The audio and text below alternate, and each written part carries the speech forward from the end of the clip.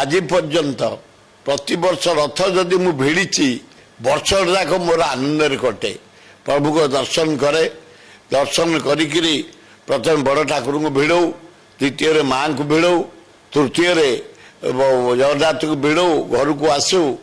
वर्ष जाक मोर खूब भलरे कटे 58-59 मसीह मु जगन्नाथ पाखु जाइए रथ भिड़ुची आज पर्यंत भिड़ी चली आनंद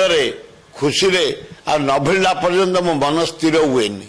रथ भिड़ीदे मन स्थिर हो जाए आ मु प्रभु को डाकुची जिते दिन बंची एमती डोरी लगे जाइकरी रथ यात्रा रथ भिड़ी मु मोर ईश्वर पाखे जगन्नाथ पाखे शरीर को समर्पी दिए माँ को पाखे समर्पी दिए सुभद्र बलभद्र पाए समर्पी दिए हे प्रभु ये शरीर तमर तमें तो बुझुच मुंडिया टे मार दे आस।